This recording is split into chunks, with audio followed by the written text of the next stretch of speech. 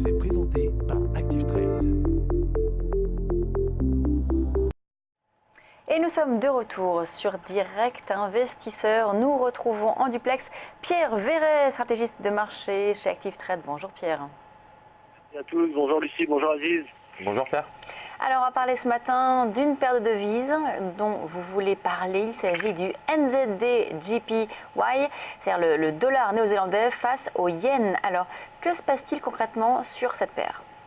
Eh bien écoutez, c'est une paire donc qui peut être intéressant justement de discuter en ce début d'année 2016. Pourquoi ? Parce que comme vous allez pouvoir le voir sur les graphiques que je vous ai transmis, elle a connu une année 2015 assez, enfin même clairement baissière, notamment activée par des fondamentaux comme certaines baisses de taux orchestrées, enfin 4 baisses de taux d'ailleurs orchestrées sur 2015 par la RBNZ. Alors concrètement, pour reprendre un petit peu les choses sur un point de vue un petit peu long terme, pour j'allais dire planter un petit peu le décor long terme sur cette paire et prendre un graphique hebdomadaire, on est face à un marché qui se traite à l'intérieur d'un canal haussier depuis début 2009, canal haussier que j'ai tracé en turquoise donc sur ce graphique. La tendance long terme est donc haussière. Je rappelle que ce canal haussier dans lequel les prix se traitent toujours avait pris racine lors du début d'année 2009.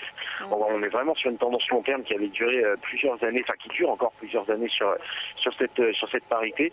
Plus récemment, on a pu constater donc un rebond sur cette borne basse, sur la borne basse de ce fameux canal haussier après un fort déclin des prix en 2015. C'est un petit peu ce que je disais lors de l'introduction. On avait eu un impact donc sur cette fameuse borne hausse du canal au tout début, enfin à la toute fin décembre 2014, tout début janvier 2015.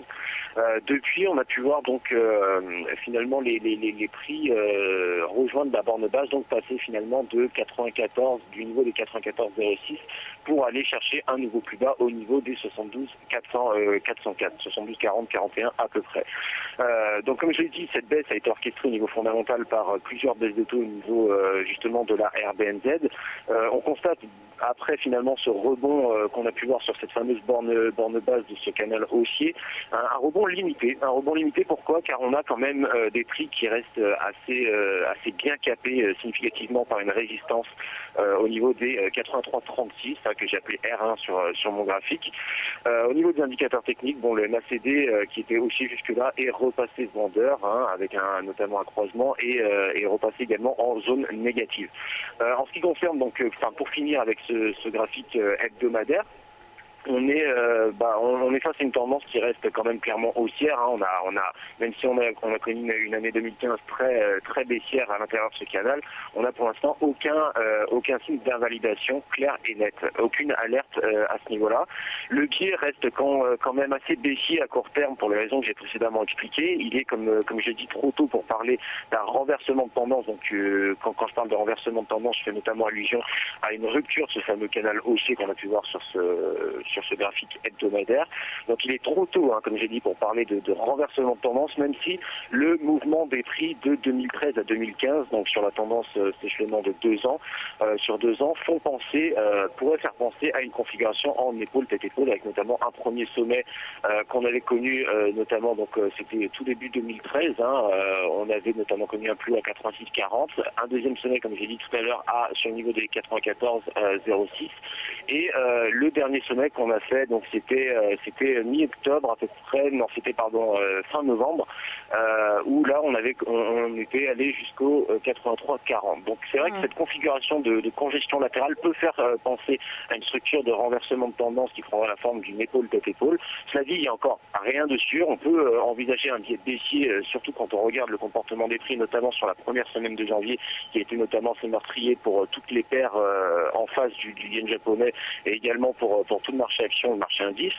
Donc voilà, maintenant si on veut rentrer un petit peu plus dans le détail, et ce sur un graphique journalier cette fois, cette fois-ci on se rend compte qu'on est face donc à un marché qui effectue des plus hauts et des plus bas, de plus en plus bas, donc depuis le début 2015, comme je l'ai précédemment dit, la tendance moyen terme est donc clairement orientée à la baisse. C'est vrai que plus récemment, et quand je dis plus récemment, je veux surtout parler de début juillet 2015, donc en plein milieu de l'été dernier, on a pu voir des prix qui se sont donc enfermés dans un trading range compris entre R1, enfin grand R1 et grand S1, donc entre 83 366, 83 36 37 et 74 46. Actuellement, enfin j'ai même pu tracer justement une résistance, qui était un ancien support et qui maintenant joue le rôle de résistance intermédiaire petit S1 au niveau des 79 523. Le marché cote toujours en dessous, même si on a quand même un petit mouvement haussier en ce tout début de semaine au niveau des cotations des prix. Donc à mon sens, on devrait quand même rejoindre assez rapidement la zone des 74-46 dans un premier temps.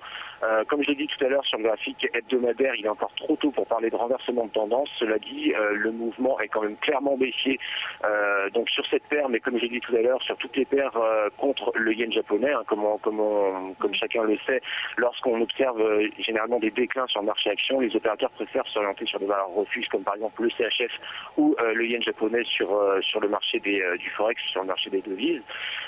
C'est un petit peu ce qui se passe actuellement sur le yen japonais. On a vraiment des investisseurs qui fuient ce marché equity et qui vont, j'allais dire, orienter leurs capitaux sur d'autres marchés, sur d'autres classes d'actifs. Le yen japonais fait partie de ces classes d'actifs qui font office de valeur refuge dans des temps incertains, comme on peut le voir actuellement sur le marché action. Donc à mon sens, même si la tendance de fond, je parle de la tendance des 4, 5, 6 dernières années qu'on a pu voir sur le graphique hebdomadaire, reste clairement orienté à la hausse. Les mouvements court terme, de court terme et baissier. Voilà, le mouvement moyen terme est baissier, le mouvement très court terme est latéral dans un trading range compris entre 83 366 et 74 46, niveau qu'on devrait rejoindre d'ici peu selon moi. Et ça sera intéressant d'observer le comportement des prix sur cette zone-là, savoir s'il y aura un rebond ou une poursuite de la baisse. Merci beaucoup Pierre Verret, donc analyste de marché chez Active Trade. On passe à la suite de TF Finance. Direct Investisseur vous est